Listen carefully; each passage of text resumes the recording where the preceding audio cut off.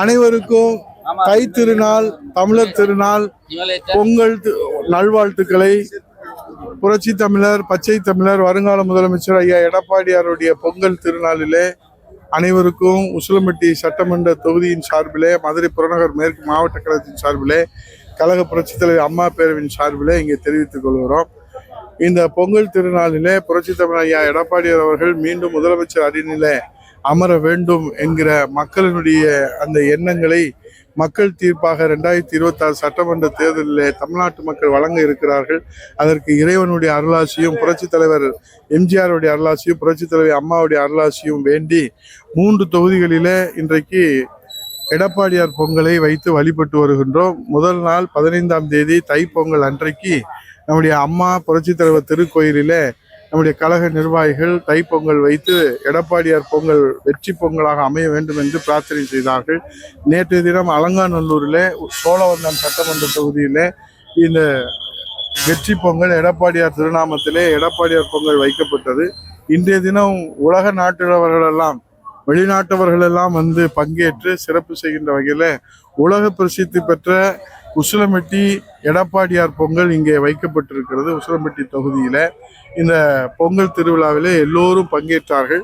இந்த தை பிறந்தால் வழி பிறக்கும், நம் வாழ்நாளெல்லாம் உறுதுணையாக இருந்த இயற்கைக்கும் இறைவனுக்கும் கால்நடைக்கும் நன்றி சொல்கிற அதே வேளையிலே இந்த தாய் தமிழ்நாடு தரணியிலே தலை நிமிர்ந்து நிற்பதற்காக உழைத்து கொண்டிருக்கின்ற, தன்னை அர்ப்பணித்து உழைத்து கொண்டிருக்கின்ற பச்சை தமிழர், புரட்சி தமிழர் ஐயா எடப்பாடியார் அவர்கள் மீண்டும் முதலமைச்சர் அமர்வதற்காக சூளுரை ஏற்கிற இந்த எடப்பாடியார் பொங்கலை வெகு வெற்றிகரமாக உசிலம்பட்டி சட்டமன்ற தொகுதியில் நடைபெற்றிருக்கிறது.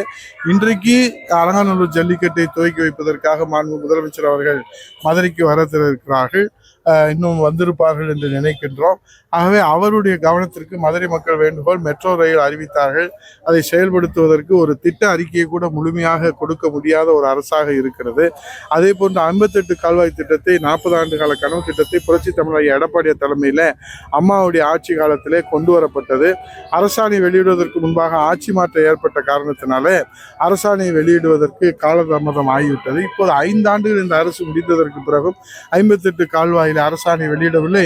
ஒவ்வொரு ஆண்டும் விவசாயிகள் போராடித்தான் தண்ணீரை பெறக்கூடிய ஒரு சூழ்நிலை, அவல நிலை இருக்கிறது. முல்லை பெரியாறிலே 152 அடி 142 அடி என்று உயர்த்தி கொள்வதற்கும் அணை பலமாக வலிமையாக இருக்கிறது என்று உச்ச நீதிமன்றத்தில் ஒரு சட்ட போராட்டம் நடத்தி புரட்சி தலைவர் இதய தெய்வ அம்மா அவர்கள் தொடர்ந்த அந்த சட்ட போராட்டத்தை புரட்சி தமிழர் எடப்பாடி அவர்கள் தீர்ப்பை பெற்றுக் கொடுத்தார்கள். அதை இதுவரை 5 ஆண்டு காலத்திலே ஒரு முறை கூட 142 அடி உயர்த்துவதற்கு மாண்பு முதலமைச்சர் அவர்கள் எந்த முயற்சியும் எடுக்கவில்லை. அதே போல அலங்காநல்லூர் கூட்டுறவு சர்க்கரை ஆலை, மதுரையின் அடையாளமாக இருக்கக்கூடிய சர்க்கரை ஆலை, அதை புறணமைத்து இயக்குவதற்கு புரட்சி தலைவர் மன்னாதி மன்னன் மக்கள் திலகம் அவருடைய வழித்தோன்றலாக, அம்மாவுடைய வழித்தோன்றலாக இருக்கிற கருணையின் வடிவம் முதலமைச்சராக புரட்சி தமிழர் எடப்பாடி அவர்கள் 23 கோடி ரூபாய் மாணிக்கம் சட்டமன்ற உறுப்பினராக இருக்கிற போது, நான் வருவாய்த்துறை அமைச்சராக இருக்கிற போது அந்த மக்களுடைய கோரிக்கையை எடுத்து சென்று 23 கோடி ரூபாய் புனரமைப்பதற்காக அதை பெற்றுக் கொடுத்தோம். ஆனால் 4 வருடம் ஆகிவிட்டது. குழு அமைத்தார்கள் அரசு, திமுக அரசு. அவர்கள் அறிக்கை சமர்ப்பித்து 27 கோடி ரூபாய் அதை புனரமைப்பு செய்தால் அந்த ஆலை இயங்கும் என்று அறிக்கை கொடுத்தார்கள். அந்த அறிக்கையும் குப்பையிலே கிடக்கிறது. இந்த அரசும் இன்றைக்கு அது குறித்து எந்த நடவடிக்கை எடுக்கவில்லை. ஆகவே அலங்காநல்லூருக்கு வந்து அந்த மண்ணுக்கு வருகிற மாண்பு முதலமைச்சர் அவர்கள் இந்த ஆலையை, சர்க்கரை அலங்காநல்லூர் கூட்டுறவு சர்க்கரை ஆலையை மீண்டும் துவங்குவதற்கு ஏதேனும் முயற்சி எடுப்பதற்கு அறிவிப்பாரா என்று அந்த மக்கள் எதிர்பார்த்து இருக்கிறார்கள். அதே போல காளை வளர்ப்போருக்கு 1000 ரூபாய் என்று தேர்தல் அறிக்கையில் அறிவித்தார்கள். அது அவர்கள் இந்த மேடையில் அறிவிப்பார்கள். ஏன்னா இதோடு இந்த ஆட்சி முடிய போகுது, முடிவுரை எழுத போகிறார்கள். அடுத்த ஆட்சி புரட்சி தமிழர் எடப்பாடி ஆட்சி தான் மலர இருக்கிறது. இரட்டையருடைய ஆட்சி தான் மலர இருக்கிறது. ஆகவே மாண்பு முதலமைச்சர் அவர்கள் அவருக்கு இருக்கக்கூடிய அந்த வாய்ப்பை பயன்படுத்தி அவர் கொடுத்த வாக்குறுதிகளை கொடுப்பாரா? அதே போல் 5000 ரூபாய் தருகிறேன் என்று அன்றைக்கு சொன்னார்கள். ஆனால் முதலமைச்சர் பதவி கையிலே வந்ததுக்கு பிறகு அந்த 5000-ஐ மறந்துவிட்டு இப்போது 3000 தான் கொடுக்கிறார்கள். 2500 ரூபாய் 5 ஆண்டுகளுக்கு முன்பே புரட்சி தமிழர் ஐயா எடப்பாடியார் அவர்கள் பச்சை தமிழர், புரட்சி தமிழர், வருங்கால முதலமைச்சர் கொடுத்தார்கள். ஆக ஆண்டுக்கு 100 ரூபாய் வீதம் 5 ஆண்டுகளில் 500 ரூபாய் தான் இன்றைக்கு பொங்கல் பரிசாக அவர்கள் வழங்கியிருக்கிறார்கள். அவர் சொன்ன 5000 கொடுக்காமல் 500 ரூபாய் கொடுத்திருக்கிறார்கள். கொடுத்தார்கள். 2500 ஏற்கனவே நாங்கள் புரட்சி தமிழர் ஐயா எடப்பாடியார் அவர்கள் அம்மாவுடைய ஆட்சி காலத்தில் கொடுக்கப்பட்டது. ஆகவே கொடுத்த வாக்குறுதிகளை எல்லாம் காட்டிலே பறக்க விட்டு இங்கே கொடியசைப்பதற்கு வருகை தந்திருக்கிற முதலமைச்சர் அவர்கள் நேற்று தினம் இளவரசர் பாலமேடு ஜல்லிக்கட்டை துவங்கி வைப்பதற்கு வாடிவாசல் 2 மணி நேரம் பூட்டி கிடந்தது இளவரசர் வருகைக்காக.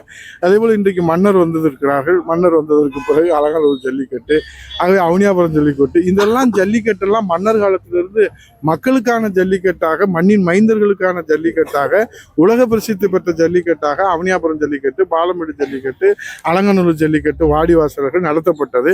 இப்போது ஆட்சியாளர்கள் அந்த வரலாற்றை எல்லாம் திருத்தி எழுதி இது மண்ணின் மைந்தர்களுக்கும் உள்ளூர் கிராம கமிட்டிகளுக்கும் உள்ள வீர விளையாட்டு அல்ல, இது எங்களுடைய பொம்மை விளையாட்டு என்று அவர்கள் மாற்றியிருக்கிறார்கள். பரிசு அறிவிப்பதிலே குளறுபடி, காளை பிடிப்பதிலே குளறுபடி, காளை அவுத்து விடுவதிலே குளறுபடி, பல பேர் காளையை கனவுகளோடு வளர்ப்பதே இந்த வாடிவாசலிலே சீறி பாய்ந்து வர வேண்டும் என்றுதான். ஆனால் அதிகாரம் படைத்தவர்களுக்கும் அதிகாரம் படைத்தவர்களோடு தொடர்பு இருப்பவர்களுக்கு மட்டுமே காளையை அவிழ்த்து விடுவதற்கும் காளை பிடிப்பதற்கும் அனுமதி என்று அந்த காளைப்பிடி வீரர்களும் அந்த காளை வளர்ப்போரும் அங்கே எங்களிடத்துல எல்லாம் முறையிட்டார்கள். அதற்கெல்லாம் தீர்வு புரட்சி தமிழர் ஐயா எடப்பாடியார் தலைமையில் இந்த 2026 சட்டமன்ற தேர்தலில் மக்களாட்சி மலருகிற போது நம்முடைய மன்னராட்சி முடிவுரை வரும். அப்போது புரட்சி தமிழர் ஐயா எடப்பாடியார் அவர்கள் மக்களாட்சிக்கு மகுடம் சூட்டுகின்ற வகையில் முதலமைச்சர் அறையில் அமர்ந்து இந்த மக்களுடைய கனவுகளை எல்லாம் நிறைவேற்றி தருவாங்க. நேற்று ஜல்லிக்கட்டு போட்டு காலதாமதமானதால 100க்கும் மேற்பட்ட காளைகள் அவுட் கொடுக்குறாங்க. அதனால அந்த பரிசு பொருட்களை ரிட்டர்ன் கொண்டு போனதுனால காளைகள் வண்டி நிப்பாட்டிய பொருள்லாம் எடுத்து. ஆமா, அதை முறையா அவங்க நடத்தல. அவங்க ஜல்லிக்கட்டுல நடத்துற கவனத்தை விட இளவரசர் வரவேற்கிறதுல அவரை மகிழ்ச்சி படுத்துறது தான் அவங்க அக்கறை செலுத்துறாங்களே தவிர இந்த ஜல்லிக்கட்டை முறையா இது நேற்று இரவுல இருந்து காத்திருக்கிறாங்க. பாலமேட்டில் கிட்டத்தட்ட 2 மணி நேரத்துக்கு மேல தாமதம்னு சொல்றாங்க. 2 மணி நேரத்துல கிட்டத்தட்ட நம்ம எத்தனை காலையில் அவுத்து விடலாம்? அவங்கெல்லாம் கனவுகளோடு வந்திருப்பாங்க. இவர் உங்கள் கனவு என்னன்னு கேட்கிறாரு. ஒரு வாடிவாசல்ல ஆளை அவுத்து விடுற கனவை கூட சிதைக்கிறது இளவரசருக்கு வரவேற்பு கொடுக்கறதுனால. ஆகவே இதெல்லாம் முறைப்படுத்தணும். ஒன்று முதலமைச்சர் கேட்கணும், அல்லது துணை முதலமைச்சராவது கேட்கணும், அல்லது அமைச்சராவது அதில் கவனம் செலுத்தணும்.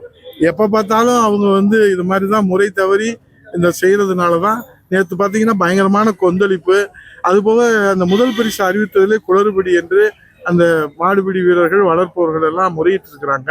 அதே போல பரிசு பொருட்களும் கொடுக்காம அதை கொண்டு போனதுனால அதிருப்தி அடைந்து அந்த அதிருப்தியுடைய வெளிப்பாடு தான் இந்த அந்த உணர்ச்சி பூர்வமான வெளிப்பாடு.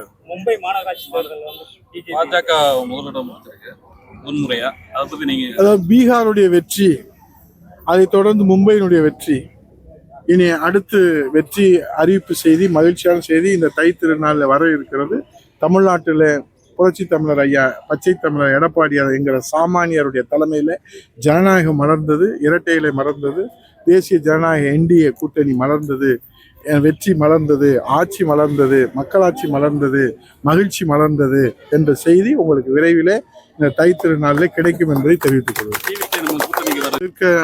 எதிர்க்கிறேன் என்று சொல்பவர்களும் எதிர்ப்பவர்களும் புரட்சி தமிழர் ஐயா எடப்பாடியார் தலைமையிலான தேசிய ஜனநாயக கூட்டணியில் முதலமைச்சராக புரட்சி தமிழர் ஐயா எடப்பாடியார் அவர்களை ஏற்றுக்கொண்டு வருகிற அந்த நல்ல உள்ளங்களையும் தமிழ் நெஞ்சங்களையும் தமிழர்களையும் வீரத்தமிழர்களையும் லட்சிய தமிழர்களையும் வெற்றி தமிழர்களையும் வெற்றி கொடி நாட்டுவதற்கு இருகரம் கூப்பி வருக வருக என்று தமிழ்நாட்டு மக்கள் வரவேற்கிறார்கள்.